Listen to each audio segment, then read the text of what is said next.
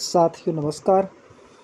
आज फिर हम आपके लिए प्रैक्टिस पेपर एमपी टेट वर्ग 2 या सुपर टेट वर्ग 2 के उद्देश्य से संस्कृत साहित्य का लेकर के आए हैं। आशा करते हैं कि यह आपकी तैयारी में सहायता करेगा। हम इस प्रकार के संस्कृत से संबंधित प्रश्न पत्र डालते रहते हैं, उनके आंसर डालते रहते हैं। आप इस प्रकार के वीडियो पाने के लिए चैनल को सब्सक्राइब करें एवं लाइक ज़रूर करें तथा कमेंट बॉक्स में ज़रूर ये बता दिया करें कि आपको किस प्रकार का पेपर चाहिए, एमपी टेट, सुपर टेट या अन्य राज्यों के टीजीटी पीजीटी, है ना, टीजीटी या पीजीटी के जो हैं वो पेपर हम आपको उपलब्ध कराएंगे। पेपर हम परीक्षा जैसे नज़दीक आती है उस टाइम पर डालते हैं। उसका मूल उद्देश्य जो रहता है उस टाइम पेपर डालने का कि हम अध्ययन तो कर लेते हैं लेकिन हमें मालूम नहीं रहता कि प्रश्न किस प्रकार के आएंगे, हमसे प्रश्न किस प्रकार के पूछे जाएंगे। क्योंकि जो ऑप्शनल वाले ऑब्जेक्ट टाइप के क्वेश्चन रहते हैं, इन ऑब्जेक्ट टाइप के क्वेश्चनों में एक प्रश्न के कई आंसर हो सकते हैं, क्योंकि प्रश्न पूछने का तरीका चेंज होगा या तो प्रश्न का उत्तर भी चेंज हो जाएगा। इसलिए विशेष ध्यान रखें कि आप अपनी तैयारी को अच्छी करने के लिए, मजबूत बनाने के लिए अध्ययन करने के साथ साथ प्रैक्टिस पेपरों को ज़रूर हल करें, या वीडियो के माध्यम से करें या आप कहीं से पर भी ऑनलाइन प्रिंट करके डाउनलोड करके और पेपरों को प्रिंट कर सकते हैं और फिर उसके पास साथ आंसर लगाएं। अभी फ़िलहाल पर हम सीधे प्रश्न के आंसर देंगे, प्रश्न का आंसर देंगे, यानी प्रश्न का उत्तर देंगे। और आगे जब हम आपकी परीक्षा जैसे होगी तो सिलेबस जैसे क्लियर होता है सुपर टेट वर्ग 2 का, उसी प्रकार से हम जो क्या बोलते हैं उसको सिलेबस वाई यानी यूनिट वाई हम आपके सामने लेकर के आएंगे। संस्कृत की अच्छी तैयारी करने के लिए सबसे पहले 6 से और 10 तक की अपनी संस्कृत का अध्ययन कर लें, पुस्तकों का अध्ययन कर लें और प्रैक्टिस सेट का अध्ययन करते रहें। ठीक है, कमेंट बॉक्स में ज़रूर बताएं, इसको शेयर ज़रूर करते रहें ताकि लाइक और सब्सक्राइब थोड़ी बढ़ जाए तो हम ऑनलाइन मतलब लाइव क्लास भी लेकर के आपके सामने आ सकें। ठीक है, अभी यह मेरा नया चैनल है, इसलिए इसमें सदस्य संख्या काफ़ी कम है। चलो हम आगे बढ़ते हैं, देखते हैं। पहला प्रश्न जो लिखा है कि भिन्न प्रकृति पदम चिनुत, यानी यहाँ जो सब ऑप्शन 4 दिए गए हैं, 3 एक जैसे होंगे, उनमें से कोई एक अलग शब्द है तो उसको लिखना है। तो भिन्न प्रकृति शब्द लिखना है। तो ध्यान रखना, निरुक्त, मीमांसा, कल्प और शिक्षा लिखा है। तो यह जो 3 है, 1 2 3, ये तीनों कैसे हैं, वेदों के अंग हैं और मीमांसा अलग है, इसलिए इसका आंसर क्या हो जाएगा, इसका जो आंसर है वह हो जाएगा मीमांसा। करेक्ट आंसर क्या हो जाएगा, मीमांसा। ठीक है, आगे बढ़ते हैं। लिखा है पाणिनि अष्टाध्यायी ग्रंथस्य अपरम नाम किम। पाणिनि अष्टाध्यायी ग्रंथ का अपर नाम यानी दूसरा नाम क्या है। तो सभी को पता है कि शब्दानुशासन। ठीक है, अष्टाध्यायी, पाणिनि अष्टाध्यायी क्या है, व्याकरण है, और व्याकरण में शब्दों का अनुशासन ही तो बताया गया है। क्या बताया गया, यदि अनुशासन ना हो तो शब्दों में विकृति पाई जाएगी। क्या पाई जाएगी, विकृति। जब वर्ण मिलते हैं तो उसमें एक नियम निश्चित रहता है, वही तो अनुशासन है। तो शब्दानुशासन, पाणिनि अष्टाध्यायी का जो अन्य अपर नाम है वह क्या है, शब्दानुशासन है। फिर प्रश्न क्रमांक 3 को देखो, लिखा है कि काल विधान शास्त्रम किम उच्यते। काल विधान शास्त्रम किम उच्यते, यानी काल का विधान, समय का जिसमें विधान बताया गया हो, ऐसे शास्त्र को क्या कहा जाता है, क्या शिक्षा कहा जाता है। ध्यान देना। और आगे देखो, क्या शिक्षा कहा जाता है या निरुक्त कहा जाता है, ज्योतिष कहा जाता है, छंद कहा जाता है। तो सभी को पता है काल का विधान किस शास्त्र में होता है, तो ज्योतिष शास्त्र में। समय का कहते ना कि बड़ा ज्योतिषी है भाई, वो तो भविष्य जान गया, भविष्य यानी समय को जान गया, ठीक है, पहले वाले जो आने वाला समय उसको जान गया। तो काल विधान की चर्चा की गई थी पहले क्वेश्चन में, ध्यान रखना क्या कहा गया था इसमें। कहा गया है, ये कहा गया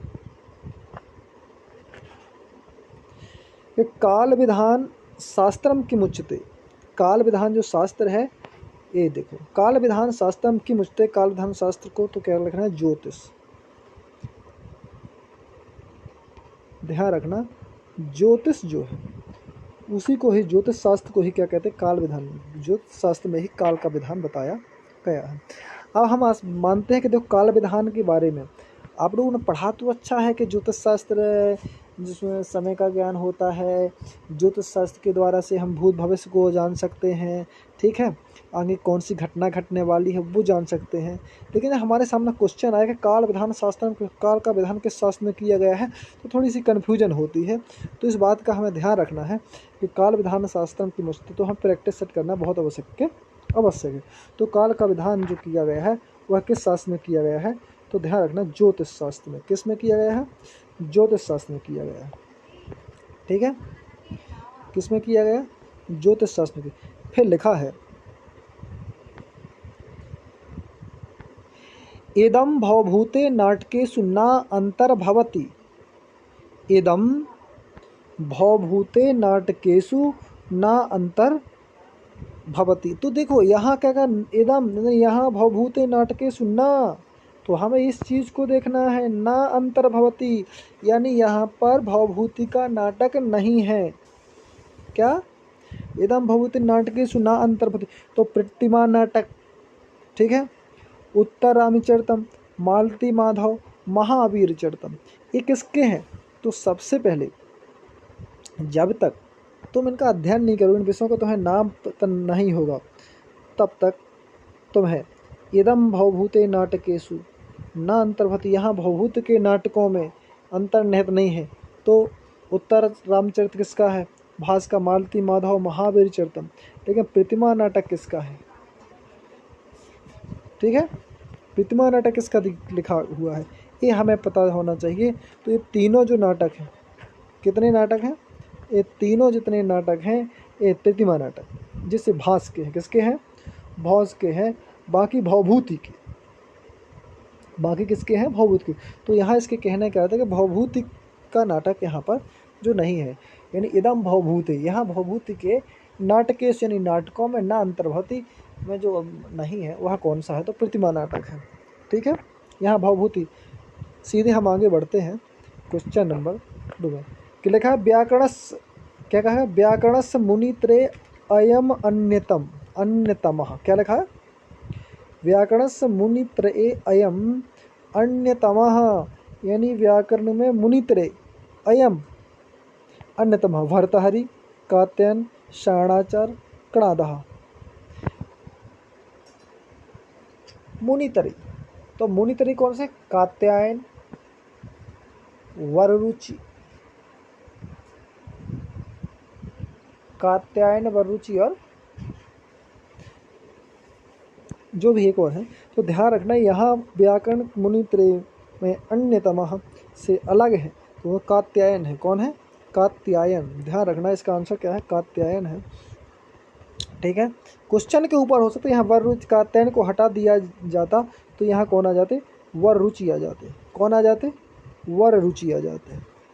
ध्यान रखो, आगे बढ़ते हैं।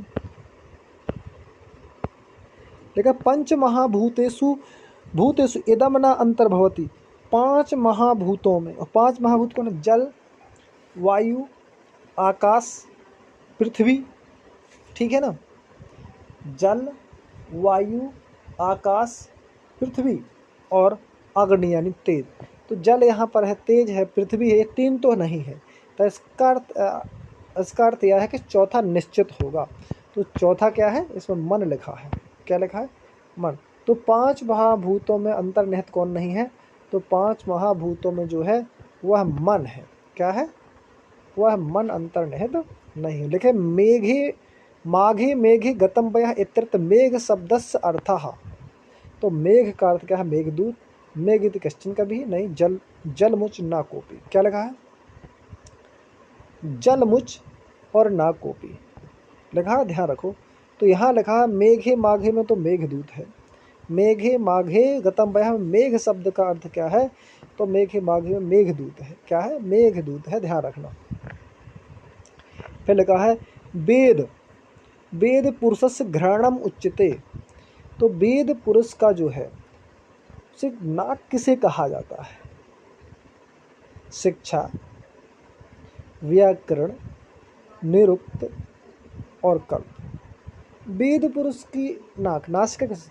देखो सभी को तो पैर तो छंद को कहा जाता है, ठीक है। तो शिक्षा, शिक्षा को क्या कहा जाता है? जो शिक्षा है, शिक्षा को क्या कहा जाता है? नासिका, ठीक है। क्वेश्चन आ सकता है, ध्यान रखना। जो शिक्षा, ठीक है। तो वेद पुरुष की जो घ्राण, घ्राण यानी नासिका, ध्यान रखना, घ्राण यानी नासिका।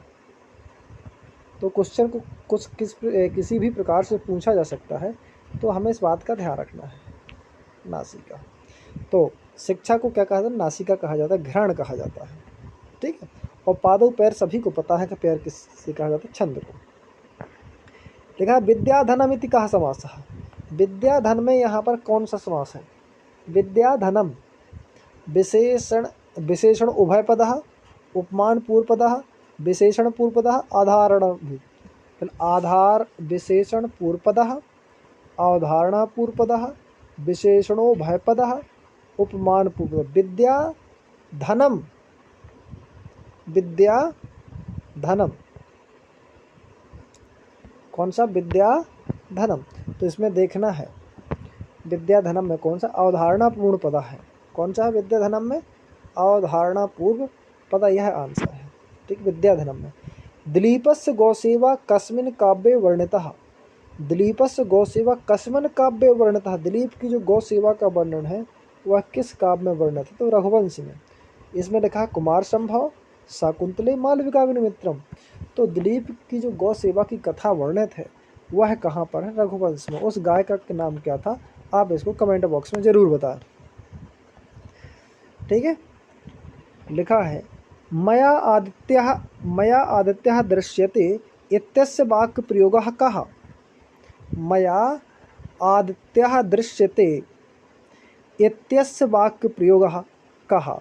भावाच्च यानी भावे, कर्मणि, कर्म कर्तरि और कर्तरि। तो ध्यान रखना, दो चीज़ तो यहाँ से हट, कर्म कर्तरि और कर्तरि, जी दो बार तो हट, क्योंकि कर्तृवाच में हमेशा कर्ता प्रधान रहता है और कर्ता हमेशा एक वचन में रहता है। किसमें?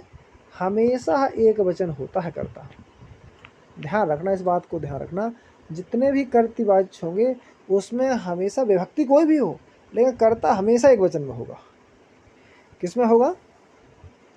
कर्ता हमेशा एक वचन में होगा, ध्यान रखना। वो भी एक प्रथमा विभक्ति एक वचन में, मुख्य रूप से प्रथमा विभक्ति एक वचन में होगा कर्ता हमेशा। तो इस बात को ध्यान रखना कि कर्तरी तो है ही नहीं, अब बचा भाववाच्य और कर्मवाच्य। तो ध्यान रखना यह कर्मणि है। कैसा है?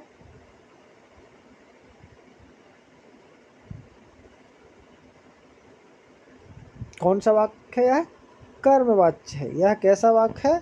कर्मवाच्य। इस बात का विशेष ध्यान रखना, कर्मणि, ठीक है। क्लियर है? आगे चढ़ते हैं। फिर लिखा है कि चाणक्य प्रमुख पात्रम स्वीकृत विरचित नाटकम इति। चाणक्य के प्रमुख पात्र में स्वीकृत विरचित नाटक क्या है? चाणक्य। तो जो कौन सा? मुद्रा राक्षस। कौन सा? मुद्रा राक्षस। विशाखा दत्त की है, ध्यान रखना।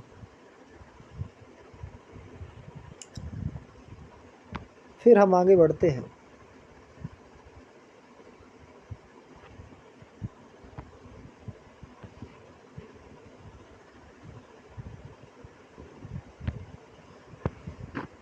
चलो आगे देखो, लिखा है आशीष इति शब्द लिंगः कहा।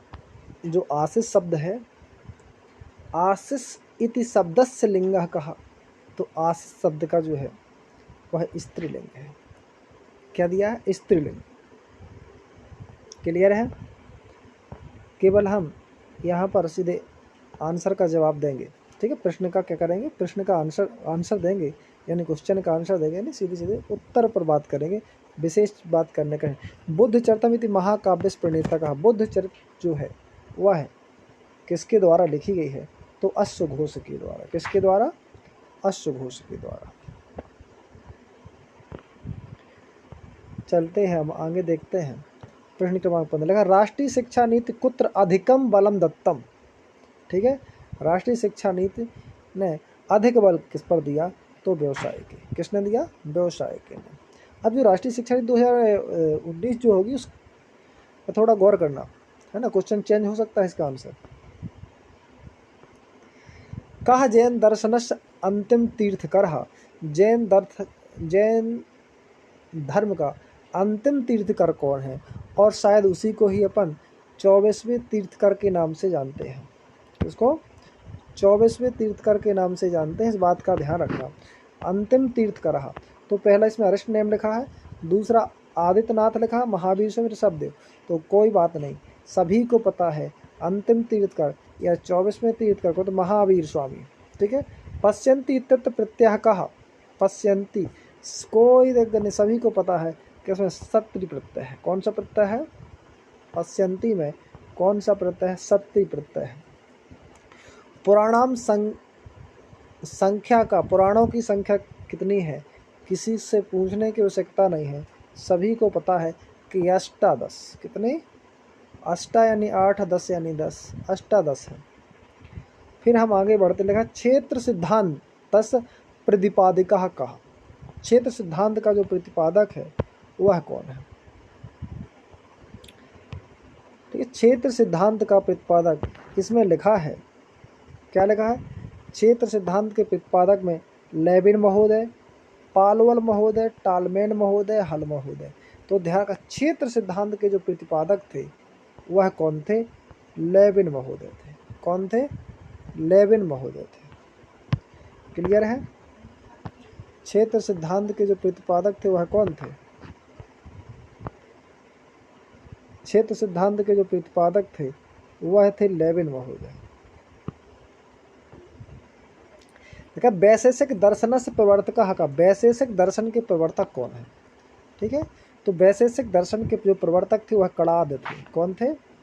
वैशेषिक दर्शन प्रवर्तक कहा, तो वैशेषिक दर्शन के प्रवर्तक थे कणाद। फिर लिखा है हेनरी कॉल्डवेल कुरु द्वारा प्रतिपादिता विधि। हेनरी किसके द्वारा? हेनरी कॉल्डवेल कुरु द्वारा के द्वारा प्रतिपादित जो विधि थी वह कौन सी विधि थी? तो सभी को पता है खेल विधि थी। कौन सी विधि थी? खेल विधि यानी क्रीड़ा विधि। कौन सी विधि थी? क्रीड़ा विधि। फिर लिखा अभिज्ञान शाकुंतले कति अंकाः संवर्तते। अभिज्ञान जो शाकुंतल है उसमें कितने अंक हैं? तो सभी को पता है 7 अंक। कितने? 7 अंक है, सप्तम। फिर लिखा है कारकेषु स्वतंत्रः कहा, सभी को पता है कारकों में स्वतंत्र जो है कर्ता होता है। क्या होता है? कर्ता।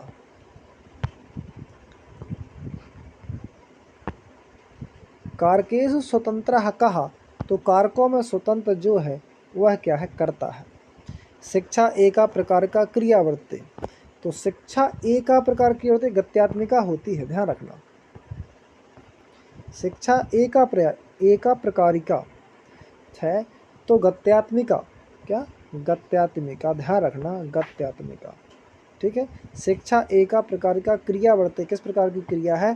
तो एक प्रकारिका है। जीन पियाजे महोदयन कस्य सिद्धांतस प्रवर्तकः, ध्यान रखना, ये संस्कृत के अंतर्गत ही पूछे गए क्वेश्चन है कि जीन पियाजे महोदय किस सिद्धांत के प्रवर्तक थे? तो जिसने भी मनोविज्ञान पढ़ी है वह उससे है, संस्कृत से नहीं है। तो ध्यान रख, संज्ञानात्मक विकास। ठीक है, संज्ञानात्मक विकासस्य, तो जीन पियाजे महोदय कस्य सिद्धांत प्रवर्तकः? तो संज्ञानात्मक विकासस्य। फिर लिखा है विद्यालये बालकस्य उपरि कस्य केषां प्रभावः अधिकः भवति। कि विद्यालय में बालक के ऊपर किसका प्रभाव अधिक होता है, अध्यापक का, सहपाठी नाम का, पुस्तका नाम का। तो ये सभी को पता है अध्यापक का होता है। किसका होता है? अध्यापक का होता है। ठीक है, इसमें थोड़ी सी हम चर्चा करेंगे अध्यापक से कि अध्यापक से, क्योंकि तुमने देखा कि माता पिता कुछ भी कहें, बच्चा जब स्कूल से आता है कोई क्वेश्चन यदि शायद किसी कारणवश गलती से शिक्षक गलत बता देता है, क्योंकि इंसान वो भी है, कभी गलतियां हो जाती हैं। और जब बच्चे माता पिता कहते हैं कि बच्चा ये तो गलत बताया, कौन से सर ने बताया है, इसको ऐसा नहीं ऐसा करना है, तो बच्चा हमेशा यही कहता है नहीं ये तो हमारे सर ने बताया है, हम इसको ऐसा ही करेंगे, है ना। तो ध्यान रखो कि जो है सबसे अधिक प्रभाव किसका पड़ता है बालक पर? ठीक है, अध्यापक का। फिर लिखा है, ध्यान रखना, लिखा कि आकार दृष्ट्या बृहत्तमः उपनिषद ग्रंथः कः। आकार दृष्ट्या बृहत्तमः उपनिषद ग्रंथः कः। तो आकार दृष्टि से यानी आकार में देखने में, तो इसमें यदि इस प्रकार का क्वेश्चन आ जाए आकार दृष्टया यानी आकार में सबसे बड़ा जो उपनिषद ग्रंथ है वह कौन सा है, तो इसका सीधा सा अर्थ है बृहदारण्यक उपनिषद। क्या? बृहद आरण्यक उपनिषद, ऐसा है इसका अर्थ। बृहद आरण्यक, बृहद यानी बड़ा होता ना, तो ध्यान रखना। तो ये भी कहता आकार में सबसे बड़ा ग्रंथ है वह कौन सा उपनिषद है, तो बृहदारण्यक उपनिषद आकार में सबसे बड़ा उपनिषद है। वकारादि पुराणेषु इदम न भवति। वकारादि पुराणेषु इदम न भवति। वायु पुराण, वामन पुराण, विष्णु पुराण। ध्यान रखो, वकारादि से क्या अर्थ हुआ, यानी वा अकार। वकार यानी वा से प्रारंभ होने वाले पुराण। वा वन से प्रारंभ है, प्रारंभ होने वाले जो पुराण हैं वह कौन से हैं? वा से प्रारंभ होने वाले। किससे प्रारंभ होने वाले? वा वन से प्रारंभ होने वाले जो पुराण हैं, तो इसमें विराट पुराण नहीं है, इस बात को ध्यान रखना। बाकी वायु पुराण, वामन पुराण और विष्णु पुराण ये पुराण है और विराट कोई पुराण नहीं है। ठीक है, क्लियर हुआ। फिर लिखा निरुक्तस्य प्रणेता का। निरुक्त का जो प्रणेता है वह कौन है? सायण, सायक, पाणिनि और शाकटायन। तो सभी को पता है कि पाणिनि तो हो ही नहीं सकता। जिसका पाणिनि नहीं हो सकता। कौन नहीं हो सकता? पाणिनि। क्योंकि पाणिनि किसके प्रणेता है? व्याकरण के। व्याकरण बोले तो शब्दानुशासन के।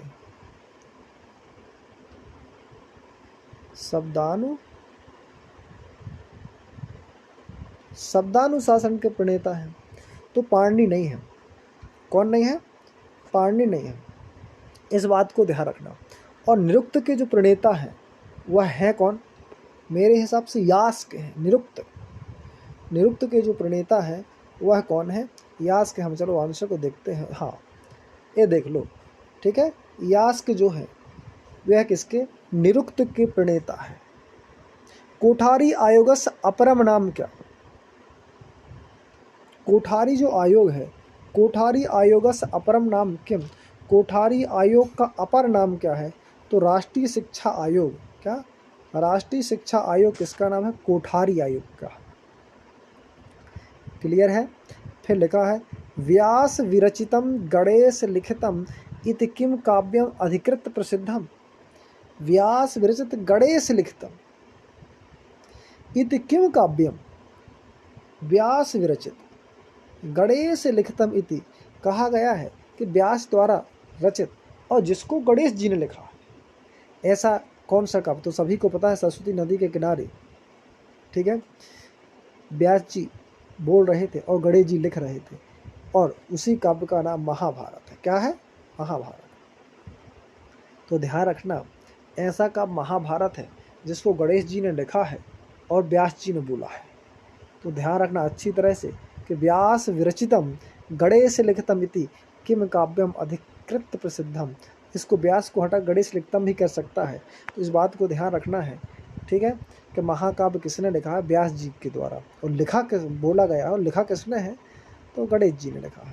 लेकिन तर्क संग्रह से प्रणेता का, तर्क संग्रह के प्रणेता कौन है? तो अन्नम भट्ट। क्या है?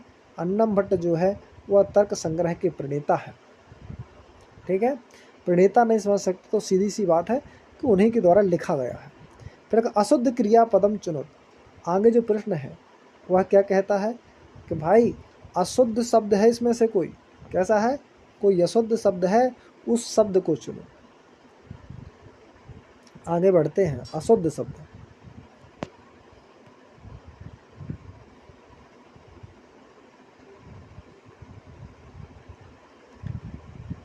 ठीक है। अशुद्ध शब्द चुने गए हैं। तो पचते, रोचते और लज्जते सुने होंगे, लेकिन लसते नहीं सुना है। तो ध्यान रखना, यह जो लसती शब्द है वह अशुद्ध शब्द है, ठीक है।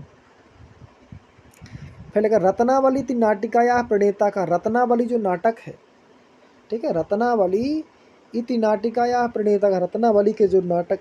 तो ध्यान रखना, हर्ष और श्रीहर्ष में बहुत कन्फ्यूजन होती है। श्रीहर्ष नहीं है, कौन है? हर्षवर्धन है।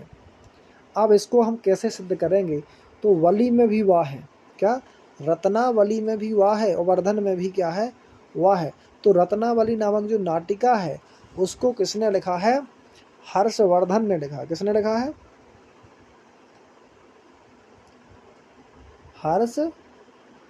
हर्षवर्धन के द्वारा लिखा गया है, ठीक है। वली में भी वाह, ठीक है। रत्नावली,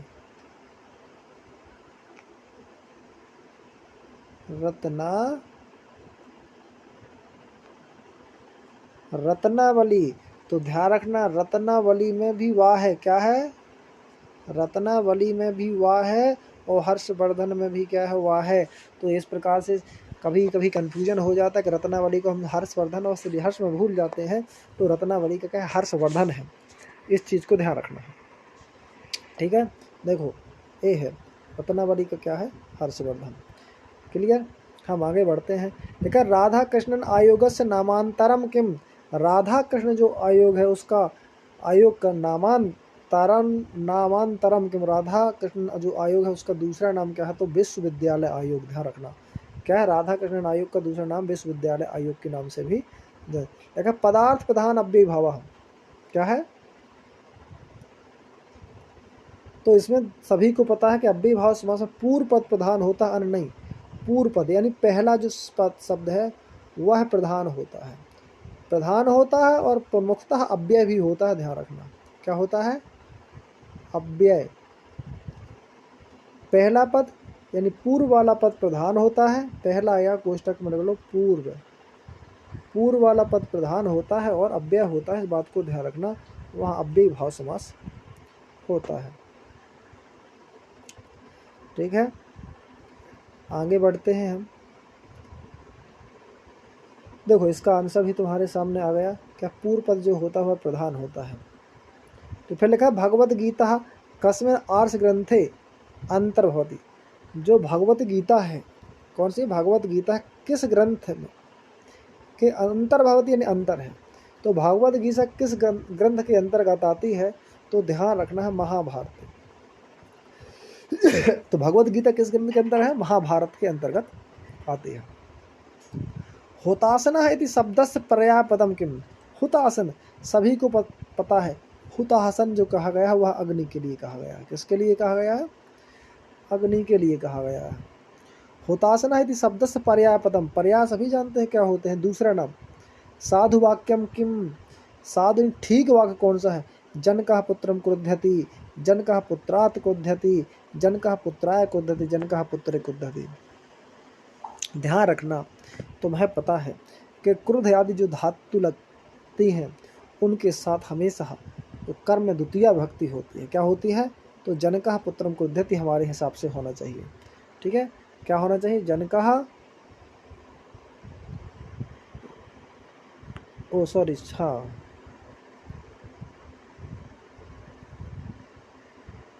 हाँ क्रोध आदि। यदि शब्द के साथ कोई क्रोध जो धातु होती है उस धातु के साथ, किसके साथ? क्रोध धातु के साथ कोई उपसर्ग आदि लगता है तो वहाँ द्वितीय होती है। अन्यथा की दृष्टि में क्या होती है, क्रुद्ध धातु के साथ चतुर्थी विभक्ति होती है। क्या होती है, चतुर्थी होती है, चतुर्थी विभक्ति होती है। तो ध्यान रखना, हमें जनकः पुत्राय क्रुध्यति होगा। क्या होगा, जनकः पुत्राय क्रुध्यति होगा। ठीक है, क्या होगा, जनकः पुत्राय क्रुध्यति, इस बात को ध्यान रखना। ठीक है, क्या हो जाएगा, जनकः पुत्राय क्रुध्यति। यदि क्रुद्ध धातु के साथ कोई अव्यय होता तो पुत्रम हो जाता, ए होता।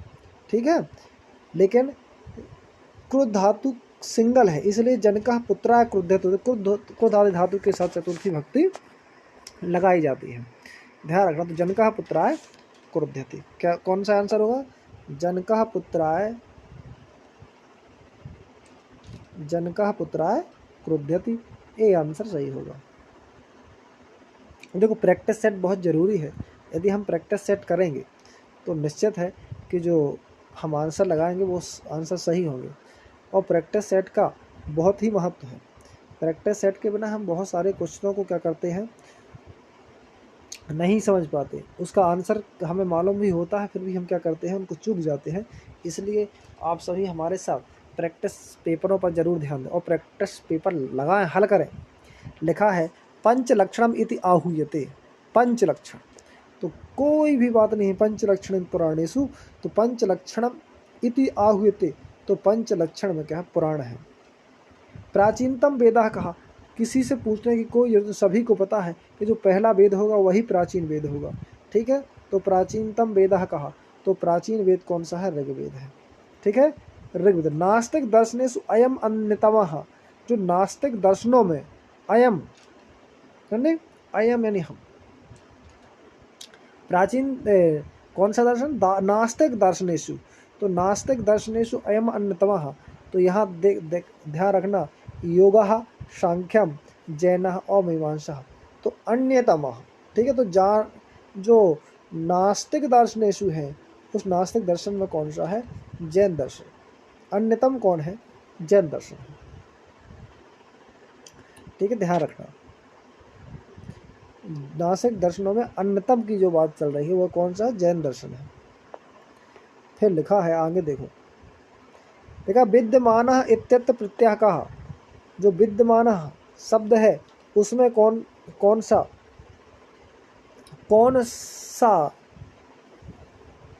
प्रत्यय दिया गया है, तो सभी को पता है।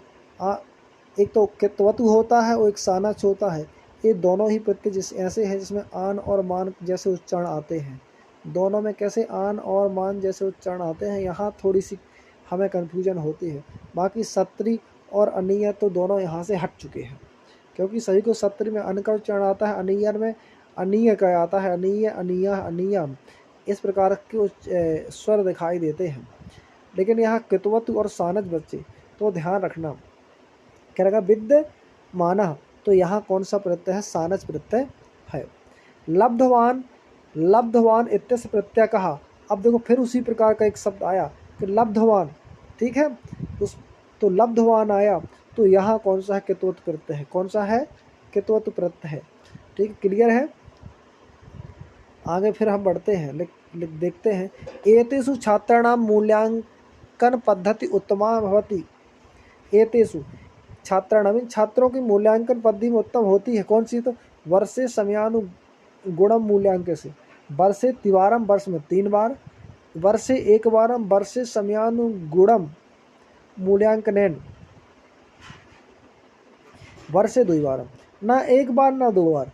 क्या कहा गया, वर्षे समयानुगुणम। ठीक है, वर्ष में समयानुगुणम, समय के अनुसार जो होता है हर पल उनकी परीक्षा लेने चाहिए, एक बार नहीं, 1 बार 2 बार परीक्षा लेने से नहीं होता कि वह क्लियर उसका मूल्यांकन हो जाएगा। हमें वर्षे समयानुगुणम मूल्यांकनेन, हमें प्रत्येक वर्ष भर उसका मूल्यांकन करता रहना, परोक्ष या प्रत्यक्ष रूप में, प्रत्यक्ष परोक्ष रूप में हम उनका क्या करना चाहिए, उनका मूल्यांकन करते रहना चाहिए। नल दमयंतो कथा अस्मिन् वर्णते, नल और दमयंती की कथा कहाँ वर्णित है, नल दमयंतो कथा अस्मिन् वर्णते, रघुवंश में है या विक्रम उर्वशी में है उत्तररामी चरितम में है और नैषधीय चरितम में। तो ध्यान रखना नल और दमयंती कहता कहाँ पर, नैषधीय चरितम में। किसमें, नैषधीय चरितम। फिर लिखा है अंतेपि इत्यस्य संधि विच्छेदः कहा, अंते धन अपि। तो सभी को पता है अंते, अंते धन अपि बराबर, अंतेपि, अंतेपि जे नहीं है, जे नहीं है, जे नहीं है, अंतः धन अपि नहीं है, अंतेपि है। ठीक है, कौन सा है, अंतेपि है। तो ये आंसर सही, अंते धन अपि करेक्ट आंसर है। कौन सा है, अंतेपि में करेक्ट आंसर है। फिर देखते हैं, देखो ये है भगवत शक्ति इत्यस्य संधि कहा। क्या लिखा, भगवत शक्ति ही इत्यस्य संधि का। तो भगवत धन शक्ति बराबर भगवत शक्ति, इसमें कौन सी संधि है, इष्टुत्व संधि। हाँ, कौन सी, भगवत शक्ति इत्यस्य संधि कहा, तो इष्टुत्व संधि है। ठीक है, आगे बढ़ते हैं। इसमें लिखा है आदर्शवादस दार्शनिक अयम, आदर्शवादस दार्शनिक अयम। हम आदर्शवादी दार्शनिक हैं, इसमें से कौन सा है, सुकरात है, रूसो है, ठीक है, रूसो वाले यह। और आगे देखते हैं और कौन सी है। लिखा है डूरेंड ड्रेका और वाल्टेर वयह। तो ध्यान रखना, तो आदर्शवादी जो है वह कौन सा है, सुकरात है। कैसा, आदर्शवादी से कहा ना कि आदर्शवादस दार्शनिकस अयम, कौन सा, आदर्शवादी जो दार्शनिक है इसमें कौन सा, आदर्शवादस दार्शनिक अयम। तो यहाँ कौन सा, सुकरात है। कौन सा है, सुकरात है।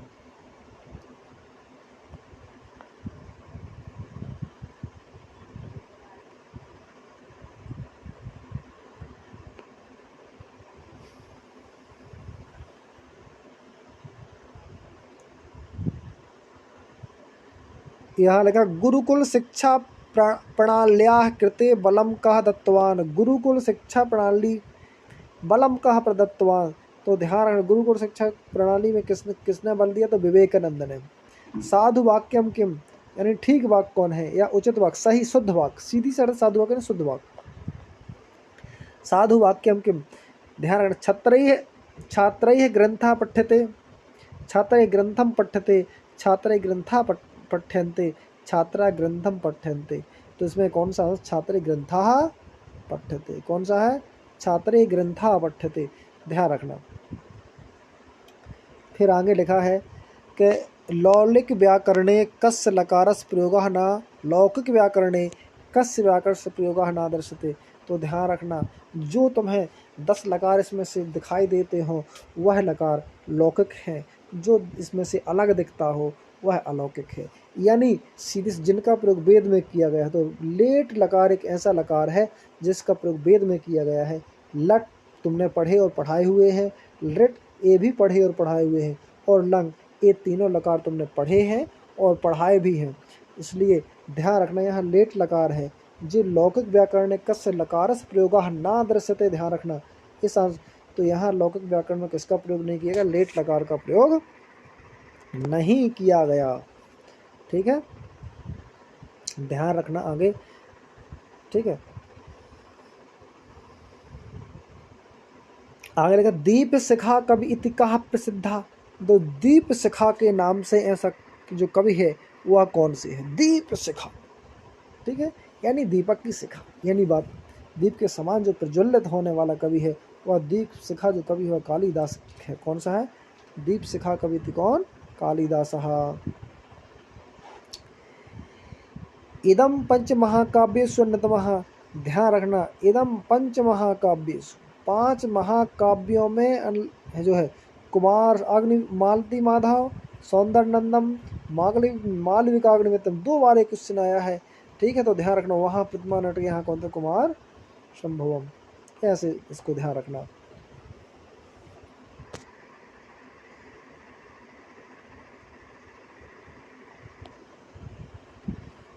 एतेषु एकः जन्मजात प्रेरकः नास्ति। एतेषु एकः जन्मजात प्रेरकः नास्ति, जन्मजात। एतेषु एकः जन्मजात प्रेरकः नास्ति, यहाँ एक जन्मजात प्रेरक नहीं है। जन्मजात पिपासा विभूषा निद्रा, देखो नींद सभी को आती है, पिपासा सभी को, भूसा सबको भूख आदि सभी को लगती है, लेकिन स्वभाव जो होता है वह धीरे धीरे बनता और बिगड़ता रहता है। ध्यान रखना, यह जन्मजात नहीं है।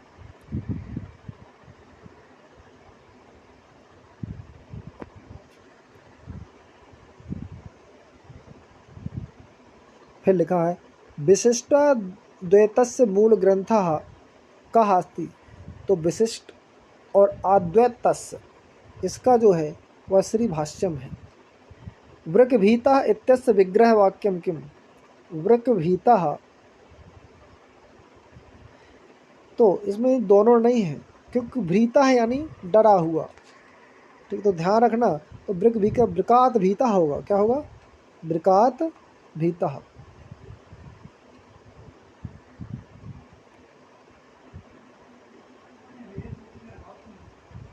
तो वृक भीता इत्यस्य विग्रह वाक्यम किम, तो वृकात भीता। फिर का वज्र कठोरम इत्यस्य विग्रह वाक्यम, वज्र कठोरम एवं विग्रह वाक्यम क्या होगा, तो ध्यान रखना है वज्र कठोरम में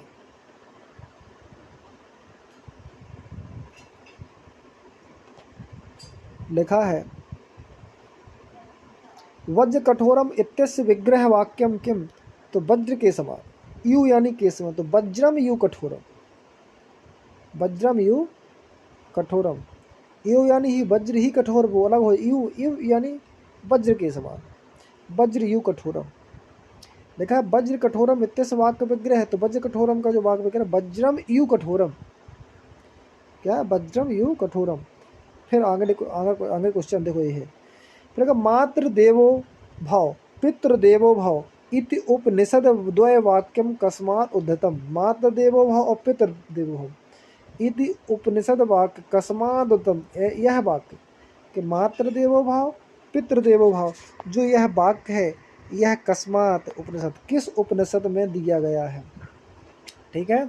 तो ध्यान रखना यह किस उपनिषद में दिया गया, हमसे ये पूछना चाहता है। कठात उपनिषद, मुंडका, तैत्तिरीय उपनिषद और मांडुक्य उपनिषद। तो ध्यान रखना तैत्तिरीय उपनिषद में कहा गया मातृ देवो भव पितृ देवो भव, माता और पिता देवता है कौन। फिर लिखा अस्मिन् वर्षे चिंतन शक्ति है एवं निरीक्षण शक्ति है विकासा भवति। अस्मिन् वर्षे चिंतन शक्ति है एवं निरीक्षण शक्ति है विकासा भवति ही। इस वर्ष में या किस वर्ष में चिंतन शक्ति और निरीक्षण शक्ति का विकास होता है, तो ध्यान रखना किसमें, एकादश वर्ष। कब, एकादश वर्ष में चिंतन शक्ति और निरीक्षण शक्ति का विकास होता है। ये रहे आपके, आशा करते हैं कि आपको यह जो उत्तर हैं समझ में आए होंगे। आप सभी इस प्रकार की वीडियो पाने के लिए चैनल को लाइक और सब्सक्राइब करें। आपने हमारे वीडियो को देखने के लिए बहुत अच्छा समय निकाला, इसके लिए बहुत बहुत धन्यवाद। नमस्कार।